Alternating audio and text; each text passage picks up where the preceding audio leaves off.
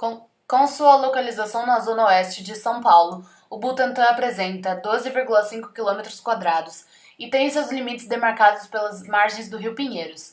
Na área, a situação econômica dos moradores é bastante heterogênea, pois encontram-se favelas como a São Remo e, ao mesmo tempo, conjuntos residenciais que, em sua maioria, são ocupados por professores e estudantes da USP, Universidade de São Paulo, vindos de diversas regiões do estado e do Brasil. Próximo ao rio, encontram-se os bairros City Butantã, Jardim América e Jardim Europa, considerados de alto padrão.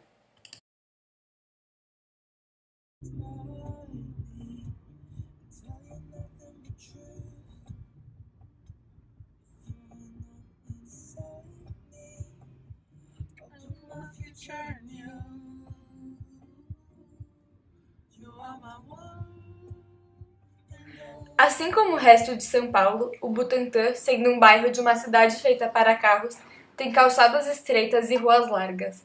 Nas avenidas principais do bairro, Corifeu e Vital Brasil, há vários pequenos comércios, como lanchonetes, lojas de roupas, vendedores ambulantes, além das inúmeras concessionárias de carro. No bairro há poucos prédios residenciais e alguns comerciais, como por exemplo o da Odebrecht. No Butantã, há uma predominância de casas e condomínios residenciais. Além do mais, o bairro é relativamente arborizado e possui muitas praças públicas. A região também possui uma estação de metrô na Vital Brasil e 2 terminais de ônibus. Além disso, ao longo do bairro vimos vários pontos de ônibus que parece ser o transporte usado pela maioria dos frequentadores do bairro. Mais longe do Rio Pinheiros, aparecem os bairros Jardim Bonfiglioli, Vila Gomes, Previdência, Conjunto Residencial Butantã, Vila Indiana e Morro Querosene. Todos apresentam características de regiões residenciais entremeados por grandes avenidas comerciais, como a Professor Francisco Morato, Comendador Alberto Bonfiglioli, Eliseu de Almeida, Engenheiro Heitor Antônio Eiras Garcia, Corifeu de Azevedo, Marques e Vital Brasil. O Butantã teve sua origem quando os portugueses doaram a área que abriga hoje o bairro. Em 1607, o bandeirante português Afonso Sardinha instalou em sua fazenda, já na época chamada de Butantã, o primeiro engenho de açúcar da vila de São Paulo. Sem deixar nenhum descendente, a terra foi doada aos jesuítas. Por sua vez, os jesuítas dividiram a área em 19 sítios e os arrendaram. Entre eles estava o chamado Sítio Butantã, situado na atual Avenida Corifeu de Azevedo Marques. Sua primeira ocupação foi em 1750 pelo jesuíta Inácio Xavier César, que perdeu o direito sobre as terras 9 anos depois, quando os jesuítas foram expulsos da colônia e de Portugal pelo Marquês de Pombal. Após esse ocorrido, seus bens foram incorporados ao patrimônio do Estado. A natureza de lugar de passagem marcou Butantã desde sempre, já que sempre foi um lugar com a característica principal, passagem. Alguns mapas antigos mostram que algumas trilhas indígenas que atravessavam o continente sul-americano inteiro passavam por esta região, atual Vital Brasil. Havia um tipo de entroncamento da região do Butantã. Pesquisadores dizem que este entroncamento estava localizado no atual Morro do Querosene. Além dos indígenas, os bandeirantes também passaram por aqui. Em sua missão de desbravar o sertão, as casas eram de grande importância, já que colaboraram em suas demarcações territoriais. Já nos dias de hoje, essas construções servem como memórias do tempo de formação da cidade. Os tropeiros eram sertanistas que utilizavam tropas de burros para a sobrevivência nas selvas e que foram responsáveis pela formação da verdadeira infraestrutura da economia brasileira na época das colônias. No tempo do tropeirismo, os entroncamentos e as paradas de descanso eram tão bem-vindas quanto os tropeiros. Além de transportarem alimentos, vestimentas, ferramentas e outras necessidades básicas, os tropeiros levavam notícias e novidades, promovendo a integração cultural da região e o processo da transformação política e econômica. Com carregamentos preciosos, atravessavam os atuais Rio de Janeiro e Pinheiros. Eles utilizavam a trilha indígena e faziam paradas em algum lugar perto do Morro do Querosene. Os tropeiros também tiveram um papel super decisivo para a definição da natureza do bairro do Butantã como precursores. Ao decorrer dos séculos XVIII e XIX, a Vila de São Paulo foi perdendo seu caráter de passagem e entroncamento, menos o Butantã, que permaneceu despovoado durante 3 séculos, mantendo a característica de passagem. Em 1905, a cidade já estava começando a se desenvolver um pouco mais, e o Butantã continuava uma área rural, e o motivo era que, quando o rio Pinheiros enchia, a água ia toda para o Butantã. Os poucos fazendeiros que moravam lá, e também os imigrantes que chegaram ao local nessa época, tinham que andar o tempo todo de canoas. Boa parte delas eram feitas à maneira indígena, de só um tronco de árvore. No começo do século XX, os imigrantes italianos, portugueses e sírio-libaneses chegaram e se instalaram na atual Vital Brasil, e o mesmo com a chegada destes, a urbanização não foi rápida. O Butantã era uma mistura de área rural com área urbana. Outra massa de imigrantes veio para São Paulo, foram os japoneses. Novamente, o Butantã era usado como local de passagem pelos japoneses, que ficavam em Cotia e Ibiúna. Passavam pelo Butantã para comprar comida no mercado de Pinheiros. Entre 1950 e 1980, São Paulo recebeu cerca de 3 milhões de novos moradores do Nordeste e de outros estados brasileiros, migrantes atraídos pelo trabalho na indústria automobilística e em outros ramos. Estes imigrantes ocuparam primeiramente as regiões periféricas, mas trabalhos como a construção do Jockey Club e as casas de Siri Butantã atraíram trabalhadores para a Zona Oeste. É nessa fase que chegaram ao Morro do Querosene os imigrantes nordestinos e seus familiares. Mesmo com esses eventos, as pessoas que frequentam Butantã na maioria das vezes estão de passagem ou indo para outras regiões, principalmente a Avenida Corifeu, que é uma avenida extremamente movimentada e cheia. As pessoas de passagem são principalmente de classe média baixa e na maioria dos casos as pessoas estão indo ou voltando de seus trabalhos. E quem que você vai passando por essa região, tipo as pessoas que passam? Quem que eu vejo? Que tipo de pessoa? Quando que nem aqui o ponto tá cheio, não sei pra onde que vão, cada pessoa tem um sentido pra onde que vai, né?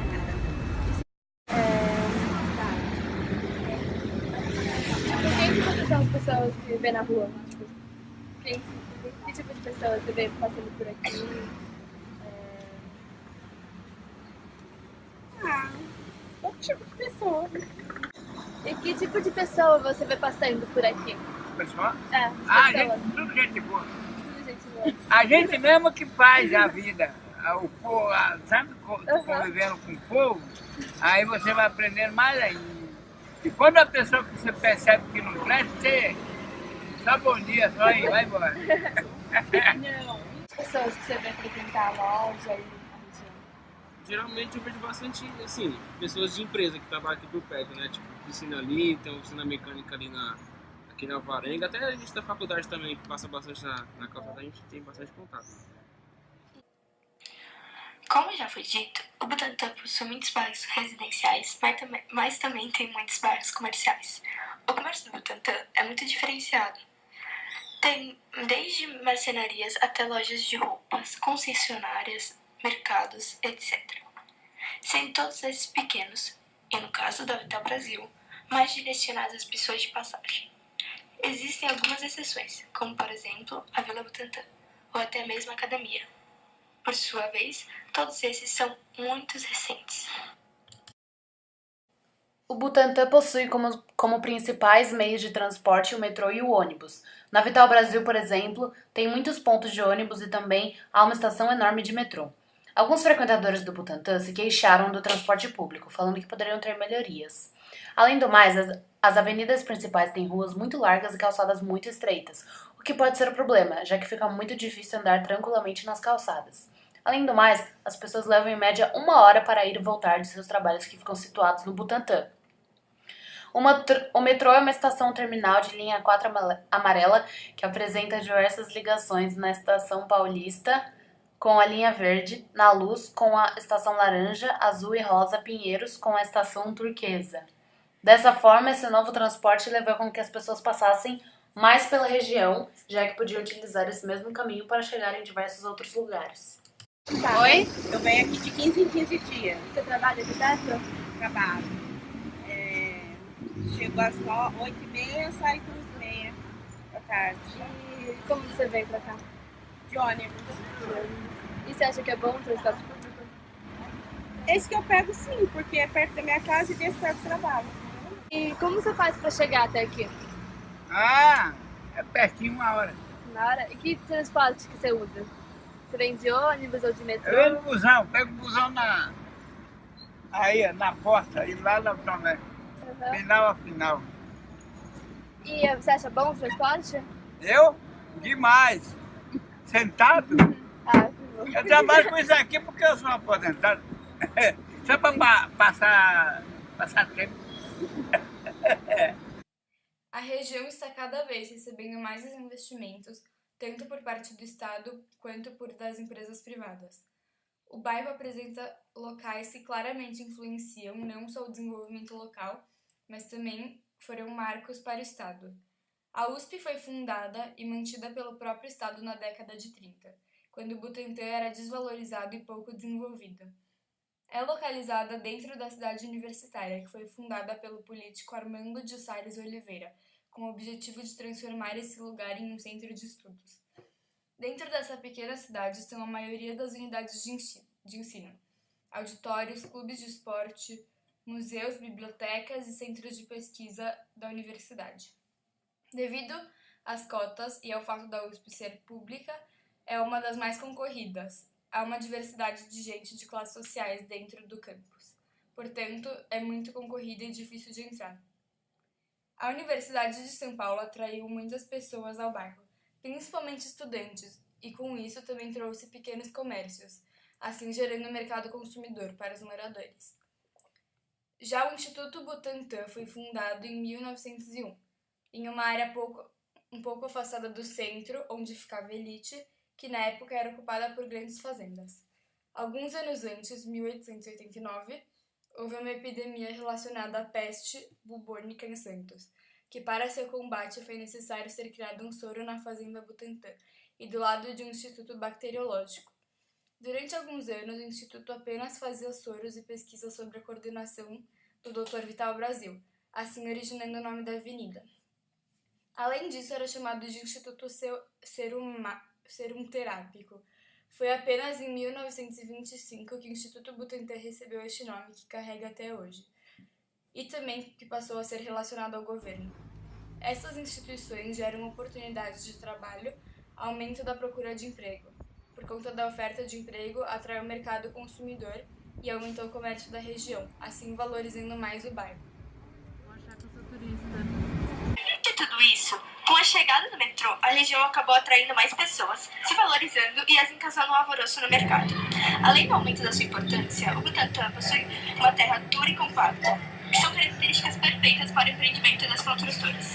Apesar das suas restrições para a construção de prédios altos em parte da região. Essas companhias logo começaram a trabalhar no loteamento da região, já que apresentava um preço muito interessante para os investidores. Cada metro quadrado custava cerca de R$ 5.300, enquanto em outros bairros, como Itaim, Bibi, custavam R$ 9.400. Ainda com interesses em seus investimentos, as construtoras desejavam abrir um shopping na região fonte do Morro do Querosene. Eles diziam que a propriedade era particular e que estão de acordo com as leis municipais e com as determinações da Superprefeitura do Butantã. Já os moradores querem ter acesso ao patrimônio ambiental, cultural e histórico, já que, apesar do decreto de 2003 tornar espaço público, a construção de um muro nessa mesma região impede esse acesso à fonte. Querem a abertura do espaço para a construção de um parque. A prefeitura não sabia como resolver o problema. Além disso, cada vez está mais inventando o interesse em construir o prédio e dificultando o processo. Foi apenas em agosto de 2016 que o processo de desapropriação foi aprovado, depois de uma demora de 15 anos. Ou seja, essa região vai virar um parque que, por consequência da demora por parte do prefeito Haddad para assinar o decreto, por pouco não foi abocanhado pela especulação imobiliária. E você vê algum problema nessa região? Tipo, alguma coisa que te incomoda? Não, pouco tempo que eu venho, fico aqui não. Obrigada. Entendeu? E É muito bom. que bom. E se você tivesse que apontar um problema nessa região, qual você falaria? E o quê? Se você tivesse que falar um problema daqui. Ah, não interessa pra mim, não ganha dinheiro, vai fazer nada. Olha, deixa eu ver se eu já vi. Aqui não, mas eu já vi cara roubando assim, eu não vi não. Eu não falava nada. Não adianta, né? Mesmo com seu crescimento, que ainda está se desenvolvendo, esse bairro ainda apresenta diversas características de bairro pouco desenvolvido. Um grande exemplo exemplo disso são as festas populares, conhecidas como as festas do boi.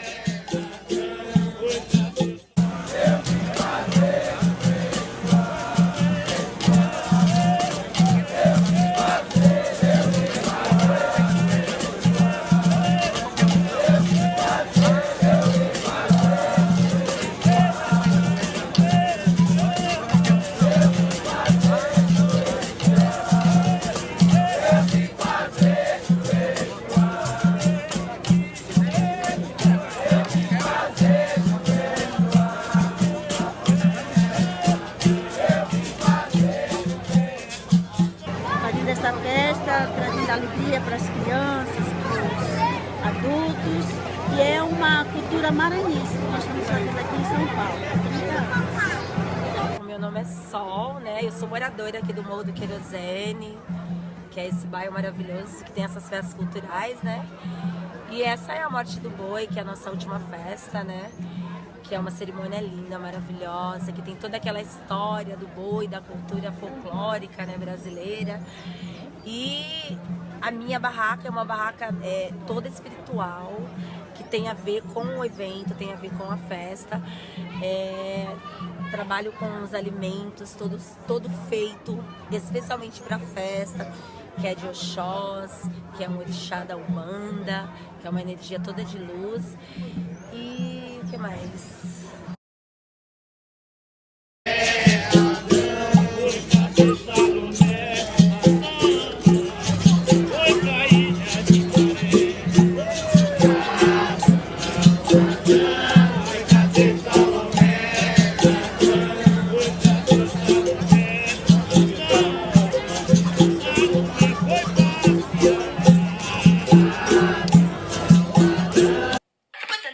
Ainda está em processo para se tornar uma centralidade, porque o fluxo de pessoas da passagem aumentou ao longo dos anos devido a diversos fatores, como a construção de uma estação de metrô pela redondeza. Consequentemente, acabou atraindo diversos financiadores que acreditavam no potencial aqui presente, que possibilitaram o crescimento e a urbanização local, que, apesar de ser muito importante e necessária para muitos, também acaba sendo o fio condutor de muitos conflitos e interesses.